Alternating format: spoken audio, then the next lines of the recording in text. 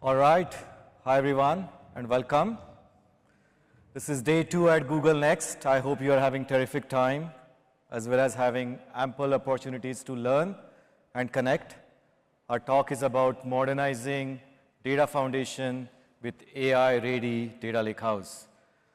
My name is Santosh Chandrachood. I'm the Senior Director of Engineering at Google Cloud. With me, we have Mohit Virendra, who is Group Product Manager at Google Cloud. And we also have our esteemed customer, Keenan, Moukarzel, who's Head of AI at KeyBank. We have a lot to cover, but before we get into the depths of the talk, I'm going to go over the agenda. So first, we're going to talk about, do you really need an AI-ready data lakehouse? We're going to spend some time on that topic. Then we're going to talk about what are the key challenges that you face when you do decide to modernize your data foundation or lakehouse.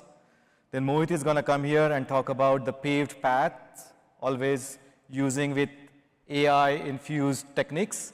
That way you can modernize your data foundation quite seamlessly. And finally, we have Keenan who's going to come here and discuss KeyBank's unique journey of modernizing their data lakehouse. So let's get started. We have a lot to cover. So the first question is, why do you really need an AI-ready data lakehouse? And in order to understand this question, we need to zoom out and first understand the macro picture. Agentic AI is redefining data and AI landscape. More specifically, it's actually defining every task, job, and industry. What it means is you are transitioning from human scale to machine scale. You're transitioning from reactive insights to proactive actions. And you're transitioning from data to knowledge intelligence. And this is not easy to support using your existing legacy data foundation. In fullness of time, you're going to have autonomous agentic AI complete entire end-to-end data lifecycle. In order to support that, your legacy architectures need to change. Now, while you go through this journey, there are 4 key challenges that you face. The first one is data blindness. Agentic AI requires access to a variety of data types, such as structured, semi-structured, unstructured, even vector embeddings. This is not natively supported into your legacy architectures. The second challenge that you face is walled-gardened nature of these legacy architecture. These architectures support data trapped inside these data lakehouses, often unable to connect to different clouds or different data systems. They are unable to meet where the customers are. The third challenge that you face is the trust gap. Agentic AI requires business context to be effective. Without having this context, agents hallucinate, often leading to incorrect outcomes. And the legacy architectures simply don't support that. And finally, the data silos. These systems operate in silos. You have different systems for analytical store, different system for your transactional systems, often requiring you to undergo excessive ETL, cumbersome steps to get insights that can be fed into your agents. Now, against the backdrop of these challenges, Google Cloud has developed AI-ready cross-cloud data lakehouse. It has 3 properties. First is open, flexible, without any compromises. Your data is stored in open table formats like Iceberg. It can be accessed via engine of your choice, be it Spark, SQL, Trino, and you don't need to trade your openness for enterprise readiness and or performance optimizations, missing performance optimizations. So it's absolutely no compromises. The second thing that it offers is high-speed cross-connect to other clouds. So your data can be in AWS or Azure or on-prem. Using this cross-connect methodology, you can access this data without needing to move that data into Google Cloud. And the final one, it's built for agentic era. What that means is it's breaking down the data silos. Your data resides in a data layer backed by open table formats. So your analytical systems and transactional systems and even your BI systems can effectively access that data without you going through the ETL processing, as well as they provide you the knowledge context, so your business processes are accurate when the agentic AI starts authoring the workflows. Now let's see how this all things play together in Google's agentic cloud. So at the bottom layer, you have the AI hypercomputer, which is our vertically integrated AI infrastructure with chips, models, and data. On top of that, you have the lakehouse architecture that I talked about. There's a runtime lakehouse catalog that allows you to discover your data, tables, partitions. It also offers the cross-connect, as we discussed earlier, as well as allows you to connect to on-prem systems. On top of this lakehouse architecture, you have the knowledge catalog. This stays in sync with your runtime lakehouse so that your business processes always get the right context. It builds semantic layer, it builds ontologies and object relationships, so that as you are walking agentic AI, optimizing or creating new business processes, the context is readily available. Finally, these can be consumed through your analytical systems such as Spark or SQL or BigQuery, as well as your transactional systems such as AlloyDB or Spanner or the other transactional systems you might be using, and the BI systems such as Looker. So against the backdrop of this stack, you can now start building your agentic workflows. What that means is you can go to any IDE powered by VS Code. We announced the data agent kit a couple of days back. Using that, you could literally author all your end-to-end data pipelines, workflows, tasks, train your ML models in one single pane of glass powered by Gemini Enterprise. Now, this is all great that we know the need for the AI-powered data lakehouse exists, but how do you know it's actually realizing the business value? So Forrester did a recent study, and they identified that using lakehouse that we are proposing here, the customers realize 117% ROI. We also have some of the customers giving testimonials such as they don't need to move data between these two systems, saving them the cost of data duplication. Now that we've learned the advantages and the need for using this lakehouse, how do you start migrating? So now as you step into the migration process or modernization process, you hit series of challenges. The very first challenge that you may face is the open lakehouses are not as open as you think. For example, you might get started easily with the AI and data science workflows, but as you do anything complicated, you enter into signing up for a lot of vendor proprietary stuff and ending your business processes into severe vendor lock-ins. You can get started with open Iceberg catalog, but the moment you layer in your governance features, that results into vendor lock-in. Similarly, your CI/CD orchestration and pipelines ought to sign up for these so-called open but not open vendor proprietary plugins that do not really require or yield the business value that you're looking for. Finally, if you do choose the open lakehouse, there are a series of challenges that you should consider. One, what's the cost versus time to value? You're going to go through this whole entire modernization process. Are you realizing the time to value effectively? Second, the new skills that your organization needs to undergo is what's an ROI on that process? How do you kind of fast train your workforce? Or how do you increase your developer productivity? It also, AI can be seen very expensive if you do not kind of have right FinOps control. Do you have the right controls to optimize your AI?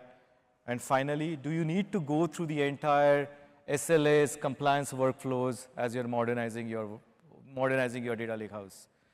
I'm going to ask Mohit to come here, who's really figured out a paved path so that you can start modernizing your data lakehouse, and he's going to demonstrate that step by step. Welcome, Mohit.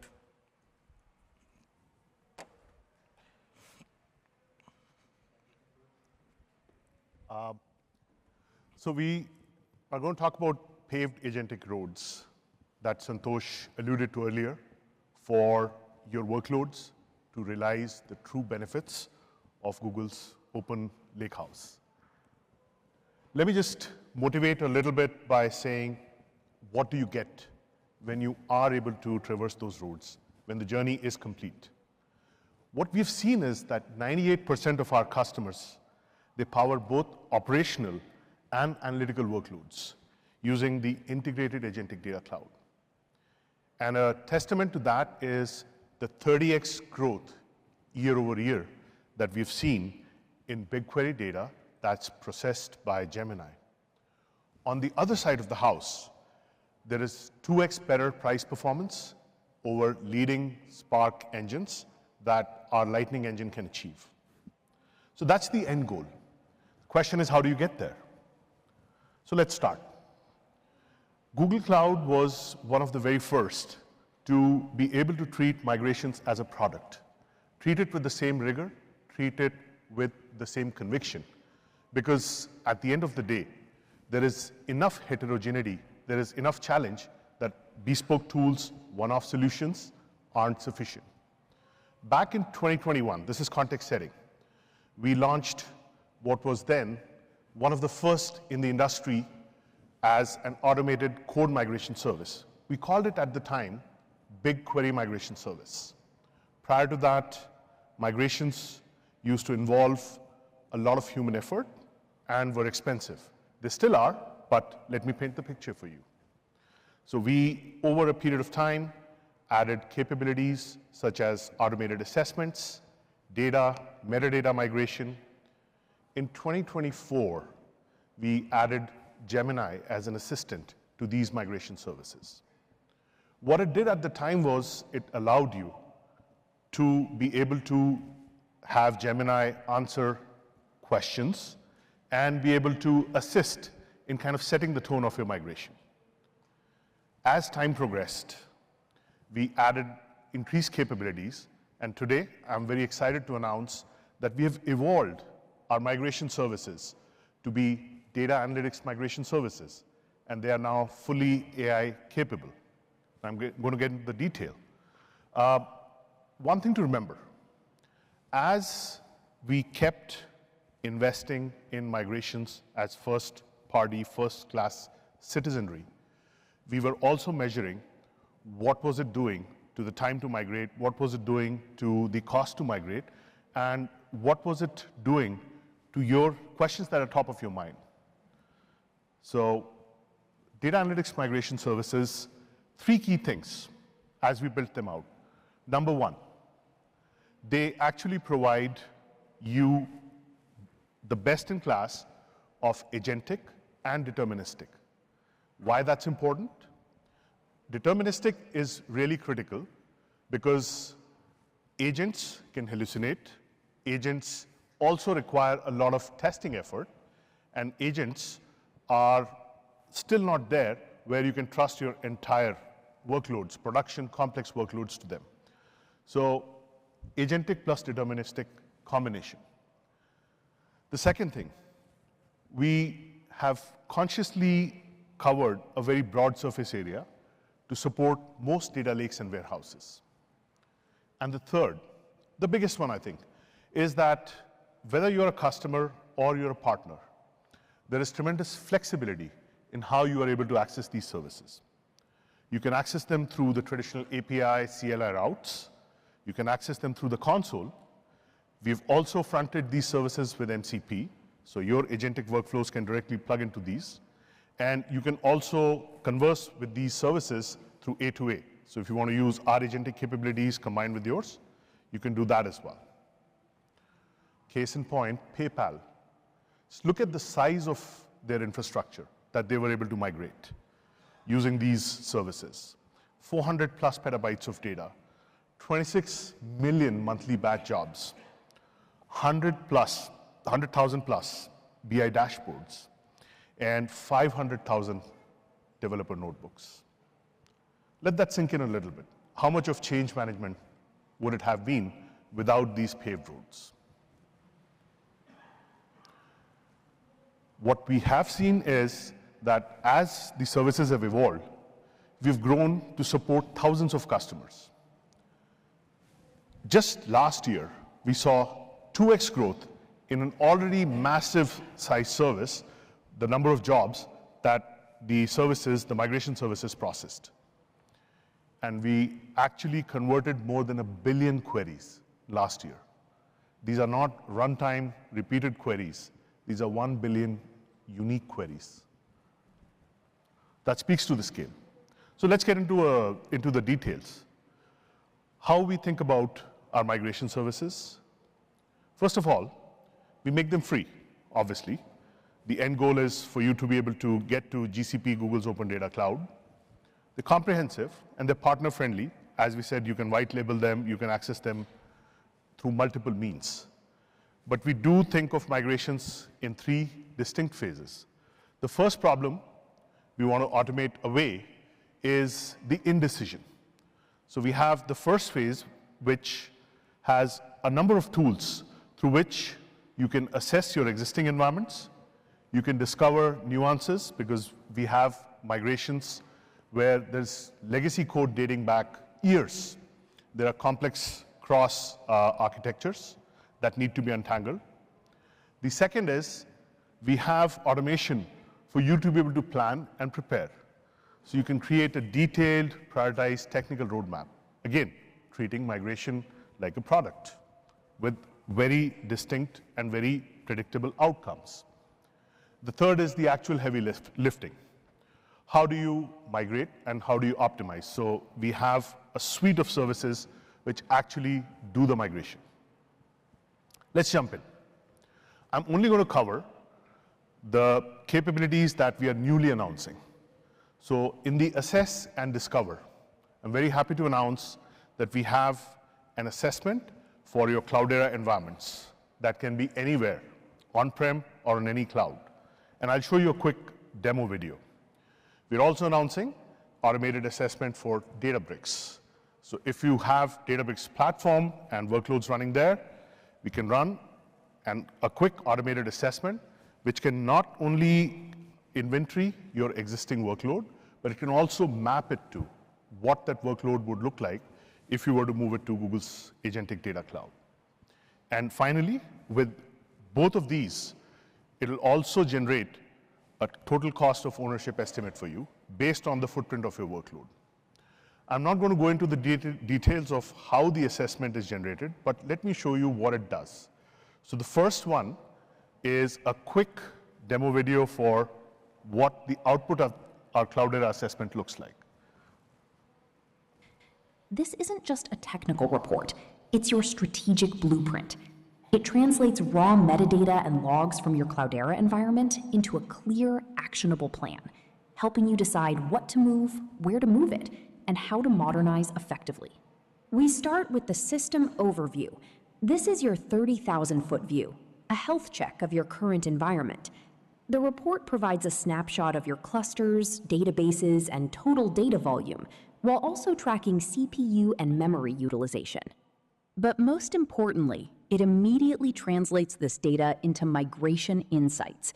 It assesses the feasibility of moving workloads to Google Cloud, categorizing your applications by their readiness for either managed service for Apache Spark or BigQuery. It identifies your top used services, like Hive, HDFS, or Spark, and maps them directly to their recommended Google Cloud equivalents, such as BigQuery, Cloud Storage, or managed service for Apache Airflow. This ensures every piece of your current stack has a clear destination. Next, we define your migration strategy. While a simple lift and shift is possible, we focus on 2 primary paths that deliver long-term value. Modernize to an open lakehouse. This is our recommended path if you're building an open data platform. By converting data to the Iceberg format, you get modern features like ACID transactions while maintaining interoperability across Spark and BigQuery. It offers a flexible, high-performance architecture. Replatform to BigQuery. For SQL-heavy workloads, this is the premier choice. As a fully managed data warehouse, BigQuery offers the best performance and removes the operational burden entirely. It's the ideal path for integrated BI and AI workloads. Finally, the report dives into the technical details. It provides a service-by-service mapping for your entire stack and analyzes your Spark applications to recommend the best compute engine on Google Cloud, whether that's a managed cluster or a serverless environment. One of the most powerful features is automatic SQL translation. This isn't just a simple find and replace. The BigQuery migration service acts as a true compiler, converting your Hive dialect into standard Google SQL with incredible accuracy.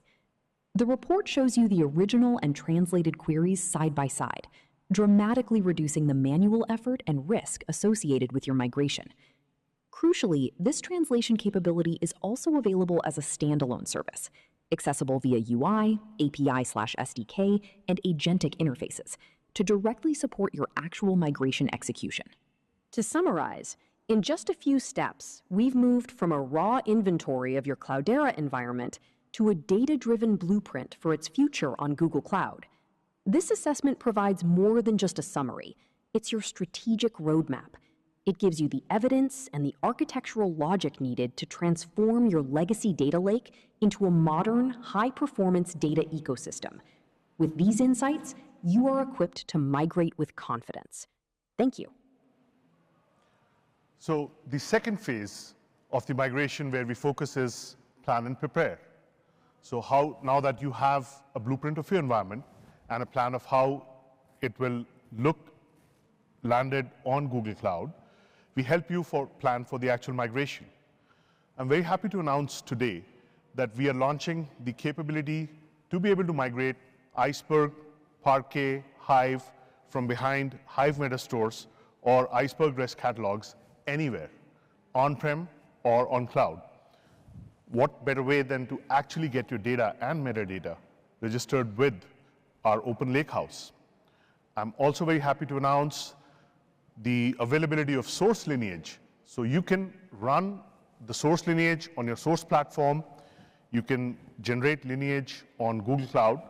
You can compare them side by side, and that gives you the risk mitigation of how well the migration is processing. What's the workload on source, and how is it looking on Google's Data Cloud? Let me quickly show you a couple of demos. The first one is going to show you the migration of IRC-backed Parquet and Iceberg. And the second one is going to show you migration from on-prem. All right? The lakehouse migration feature is located in the service page of the BigQuery family. You'll find the entry point for creating a new migration project or viewing the existing ones here. And let's find out how to use the feature to migrate tables from your source catalog. You're now viewing our user interface, showing a list of your existing migration projects. And you can use the dropdown to select the GCP region you're viewing for. Today, we support registering your tables that have data and metadata already on GCS, and we will soon support migrating tables from other public clouds. Click on the Create Migration button to create new migration project. You'll first need to select the catalog type. We currently support Hive Metastore and Iceberg REST catalog. Next, select the GCP region and set a unique display name for the project. You'll also need to provide the URL to the catalog, a service account which has the necessary permissions to access the resources, and a network attachment if your source catalog is behind a private network. Now let's click the Create button, and the project is now being created. You can see that the new project shows up in the list and is in discovering state, meaning a discovery process is running. The discovery process has finished, and the new project we just created is in idle state now. To create a migration project on Iceberg REST catalog, the step is similar. Put in the necessary details and set a name. For Iceberg REST catalog, you'll also need to provide a path to the warehouse, which should be the GCS bucket, and the resource name of a secret created through Secret Manager to access the catalog. Once the discovery process finishes, you can click on your migration project to navigate through your source catalog. You will see the list of namespaces underneath the catalog, and when you click on it, it shows you the list of tables inside the namespace. Select the tables and click on Add to Plan button to add them to the migration plan. You can see now the migration plan of these tables changed. Click on Submit to submit the migration. The last run status column indicates the status of the migration at each table's level. Now you can see from the last run status column that these tables have been migrated, meaning they're registered on the Lakehouse catalog. and it unlocks you from using the powerful BigQuery query engine to query and analyze the data. For example, here I'm running a query on top of the table that's just migrated. Other features such as query result visualization, query execution details, and plans are also available. Simply put, you can now analyze and query the table as if it's native on BigQuery. If you no longer want your tables on the Lakehouse runtime catalog, you can select the tables and unregister them. This will unregister the tables and remove them from the migration plan. And just for completeness, I'll also show you how this looks for an on-prem environment. Let's walk through how your migration's journey may look like. Here is a Cloudera instance on AWS, where we have set up 100 Iceberg tables, with each table having 10 gigabytes data and approximately 200 million rows. We have already set up the transfer to migrate all 100 tables to Iceberg REST catalog. We will now start the transfer. We will now jump to the Tables Transferred tab. Here we will be able to view the real-time progress and error details per table. Now skipping to the end. We can see that the transfer has succeeded for all the tables and takes 7.5 minutes for the initial run. We can query and view the data in BigQuery, along with the schema details of the table. For the next part of the demo for incremental updates, let's look at the table schema and notice the SS quantity column. Going back to Cloudera, if you notice we have now dropped the SS quantity column from the source table. Now we will start another transfer for the same dataset that updates the destination data incrementally for all data and schema updates at source. We see that all tables have now been transferred. Large tables see the biggest speed gains from incremental updates. For this dataset, the transfer was completed in 4 minutes. We will now query the table again in BigQuery and notice that the SS quantity column is no longer visible as part of the data or the schema. So that was plan and prepare. Finally, migrating the actual workloads, migrate and optimize. So we have automated capabilities for migrating both Spark and SQL and a variety of sources. And we also are very excited to announce the launch of our automated inline agentic validation services. I'm going to show you a quick demo for that. Here, we have the landing page dashboard, which provides an overview of your entire validation data. On the left, we can see the various source systems that we are migrating from, in this case, from Databricks catalogs. On the right, we can see a list of each individual validation result for investigation or analysis. In the summary view, we can see the total tables that have been validated, total columns, the number that are currently validated, and the number that require action. This Sankey diagram provides a quick overview to be able to see where you are in your migration journey.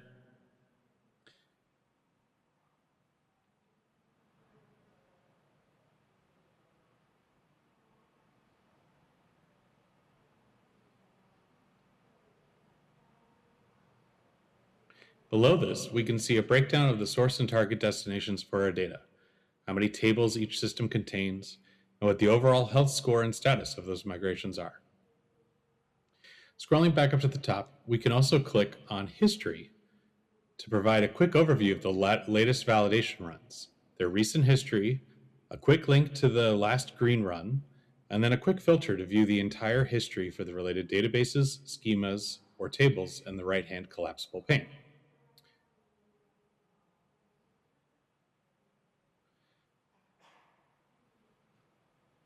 Let's go back to the dashboard and begin drilling down on some data.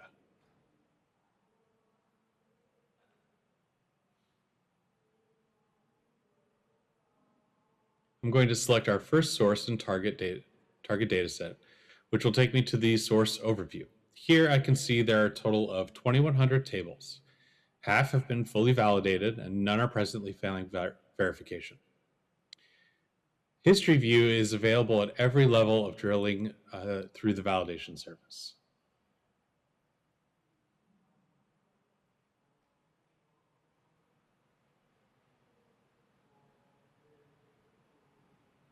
I can drill down again into primary inventory, and here we get a full picture of the validation for this table, from the number of rows in the source and target, the number of columns, the number of validated columns, and any actions required. Further down, we can see a full picture of the type compatibility between the schemas, as well as information about whether the type is compatible, widened, narrowed, coerced, lossy, or even missing. On the right panel, we see the run history has automatically been filtered down to this view. And so we can take a look at a validation result by clicking on the card.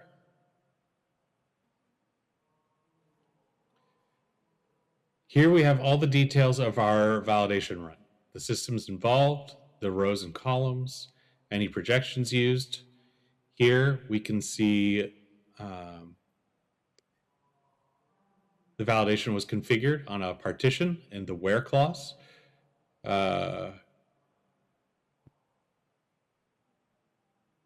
This will be edited. Here we can see the validation was configured on a partition in the where clause. We can see that schema, aggregates, and data validations all passed, and query validations were not executed. Further down, we can see the strategy that was involved and the precision of the strategy, with a detailed explanation for how the data was verified. The EQMS validation service employs multiple strategies depending on the type and shape of the data, and the type of system being queried. The Details tab provides a look at how many mismatches were found. In this case, none were found, and provides column-by-column analysis.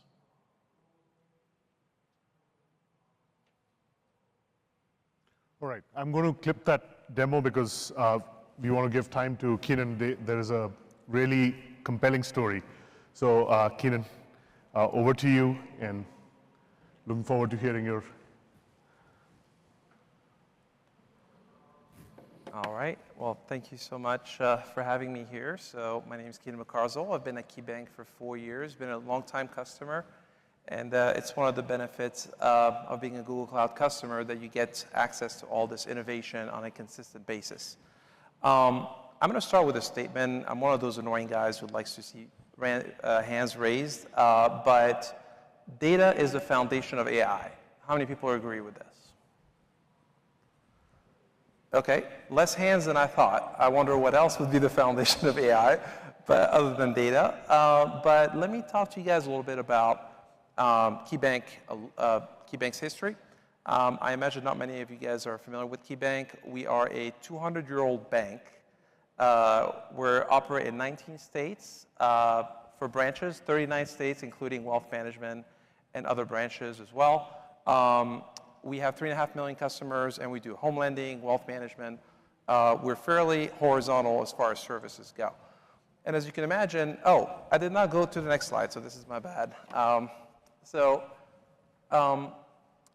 When it comes to our cloud migration, so a few years ago, that was before my time at KeyBank, our CTO, who is actually in the conference this time, has sort of come out in the Wall Street Journal and different news sources that, hey, KeyBank is a 200-year-old bank that wants to be all in on the cloud, right? So we took that journey early 2020s. I joined KeyBank maybe 4 years ago, like I said, and at the time we were still moving the foundational stuff, the data and the applications, into the cloud. And the question I had to answer was, what does the analytics piece look like, the analytics of the future?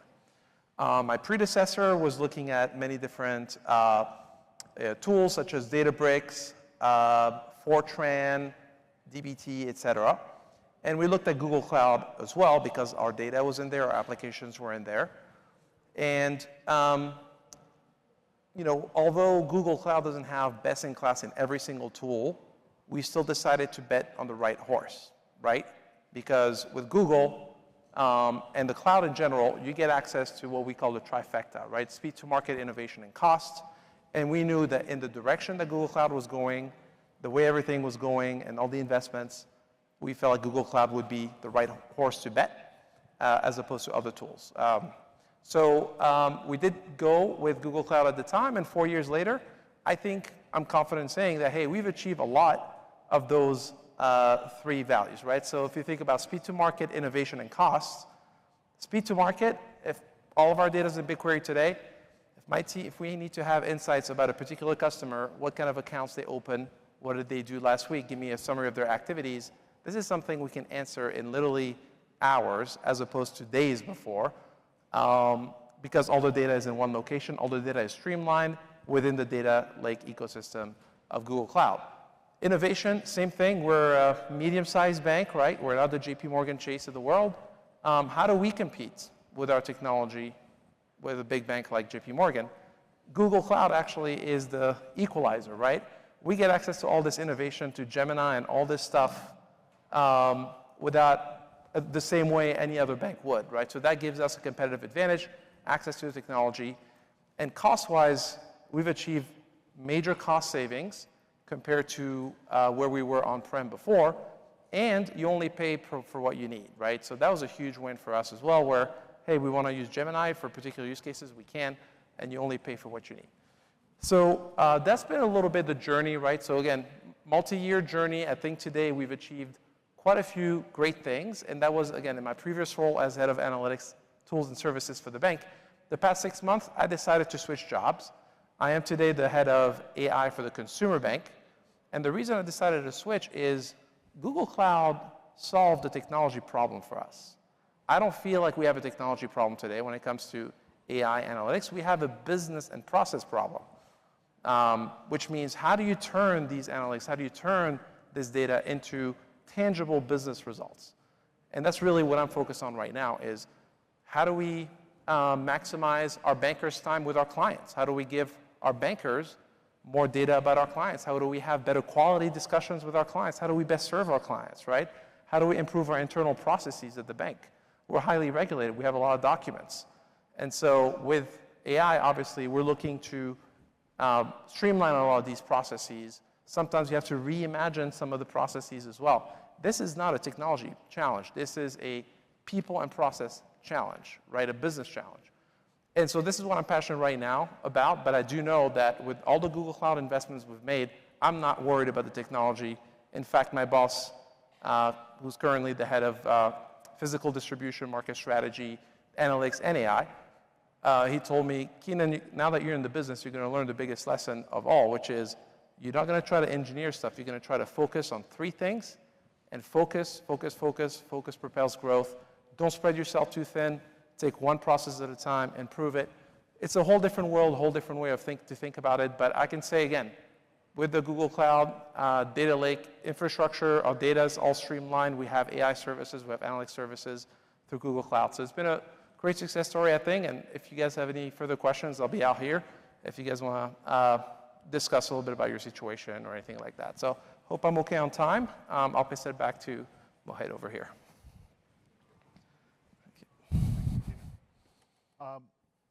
I think with that, we'll request if you are thinking about migrations, if you have questions, if you want to learn more, here are a couple of resources. Due to sensitivity of this talk, we'll not be able to take Q&A here on stage, but we're very happy to talk to you right outside as we all head out. That's all in our presentation today. Thank you.